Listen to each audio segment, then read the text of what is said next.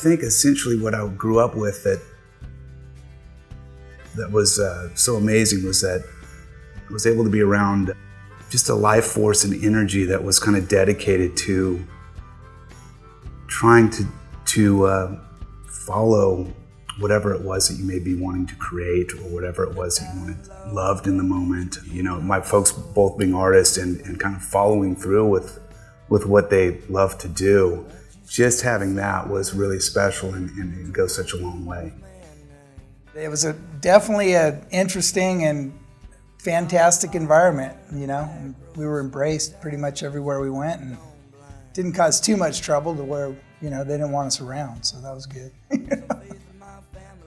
My personal relationship with playing music, for instance, has it started at a really, really early age. It's like I developed a relationship with the piano. I remember kind of feeling something for the instrument kind of before I remember having friends, really. You know, it was kind of like something that I just always went to. Now, I don't know if that would have been different if there wasn't a piano in the house, for instance, you know. So it's hard to put a finger on that, but to have the accessibility to finding some sort of path with creativity, they definitely gave us that. So in that sense, maybe it was a destiny to find some sort of avenue within a creative life that maybe was started, you know, when we were little kids.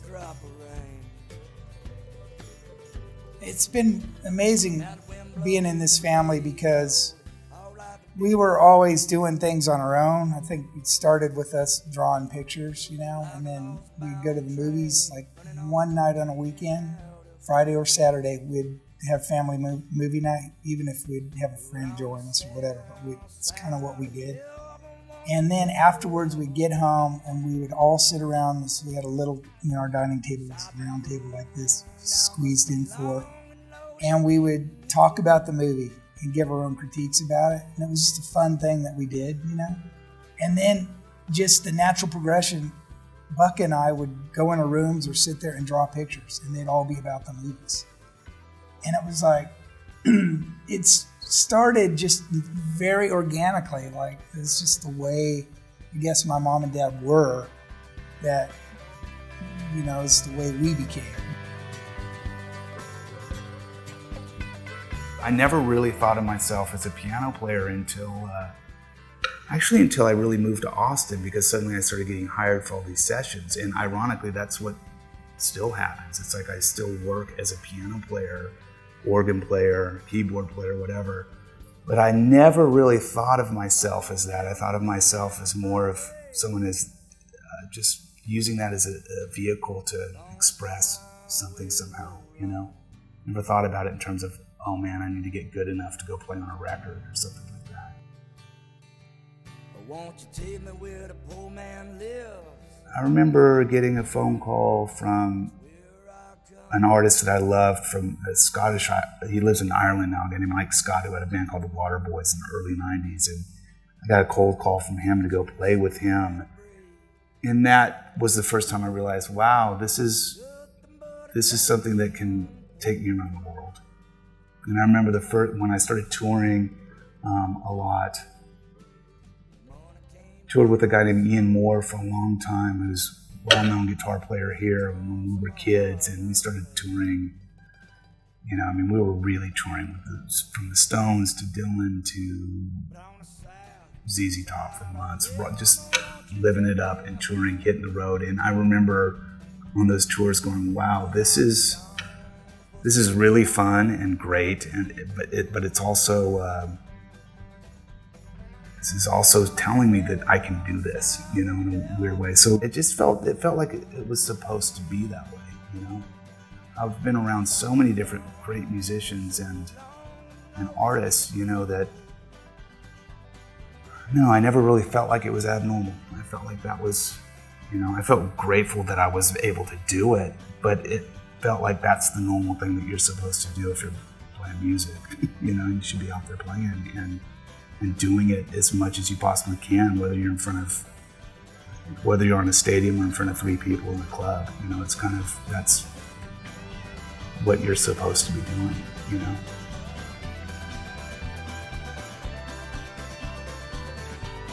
Bukka is a musician. Bukka's never really had a job other than playing keyboards, you know, and that's it, you know.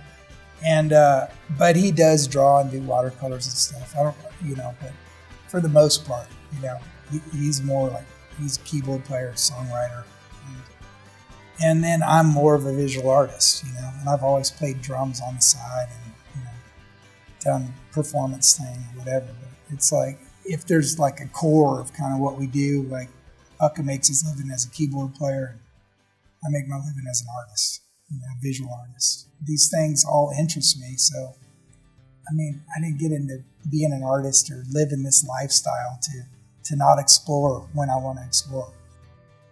A lot of my work is just in my mind. A lot of it's real.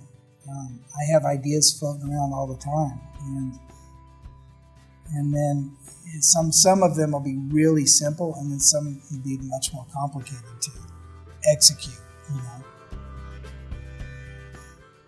So this is my studio, and I sell a lot of work out of my studio, so I hang things and show things almost like a gallery for when collectors come and whatnot, and I also simulate museum shows or gallery shows, so I can break all this down, and if I have a show, you know, say there's 70-foot walls, I'll use 2 of these and kind of create the show before I pack it up and go, you know. And then this faith piece is basically I kind of grew up superstitious and religious. I think we talked about that before, but this piece is just a literal translation of the idea of taking a shovel through the house to where it's bad luck. My mom would always say, don't take it through the house. And so I put 5 of them inside and just put the words faith right across the shovel heads to kind of counter that mojo, you know. So my mom and dad have a version of that piece in their house that is right in the kitchen, right in the center of the heartbeat of the house. And they literally says first thing they turn on, the last thing they turn off. And I love that.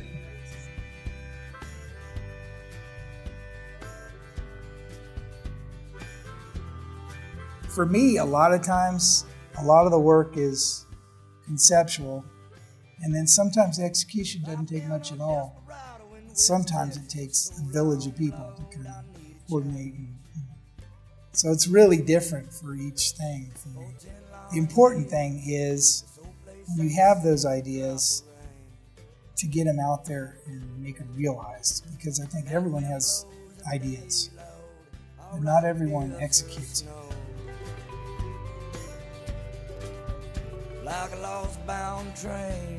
Bale and I, my relationship with him,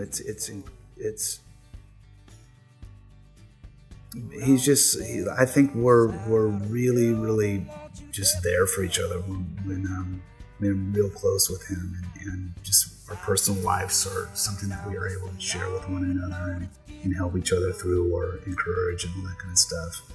And we've always kind of been in the same city, you know, so we're able to see each other a lot. You know, we're constantly in contact and all that kind of stuff. But I'm hoping that in the future we get to a point where we might do some work together. But we've always been kind of separate in that regard. He's doing a lot more visual stuff right now. I've always been doing more musical stuff. And it's not to say that I haven't been fascinated by actually the idea of doing some visual work as well.